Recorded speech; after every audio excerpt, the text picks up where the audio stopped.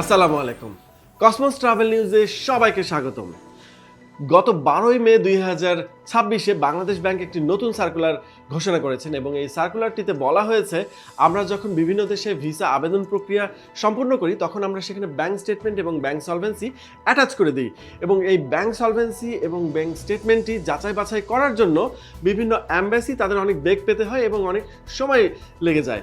এটিকে সহজ করার জন্য যেন ব্যাংক সলভেন্সি এবং সার্টিফিকেটটি যেন ফেক না হয় এবং আমাদের যারা ভিসা আবেদন করি তাদের ভিসাটা যেন খুব সহজেই আমরা পেতে পারি, সেই জন্য ব্যাংকের নির্দেশনা দেওয়া হয়েছে ব্যাংক যেন অবশ্যই সেই ব্যাংক স্টেটমেন্টের মধ্যে একটি কিউআর কোড অবশ্যই অ্যাটাচ করে এবং যেটি অনলাইনে যাচাই করার জন্য সুবিধা হয়। এবং এই কিউআর কোডে যখন অনলাইনে অ্যাম্বাসিগুলো ক্লিক করবে তখন যেন এখানে 5টি বিষয় অবশ্যই ম্যান্ডেটরি থাকে। প্রথমেই হচ্ছে যিনি গ্রাহক তার নাম থাকবে, দ্বিতীয়তে তার ব্যাংক অ্যাকাউন্ট নাম্বার, তৃতীয় থাকবে ওপেনিং ব্যালেন্স, চতুর্থতে থাকবে লাস্ট ব্যালেন্স এবং পঞ্চম নাম্বারটিতে থাকবে জেনারেশন ডেট। এই 5টি বিষয় অবশ্যই অনলাইনে যাচাই করার জন্য, সহজীকরণ করার জন্য এই ঘোষণাটি দিয়েছে।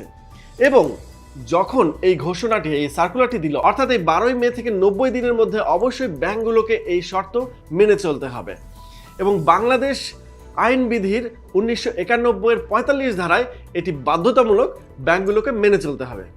সবাই ভালো থাকবেন, আপনার ভ্রমণ আনন্দময় হোক। আল্লাহ হাফেজ।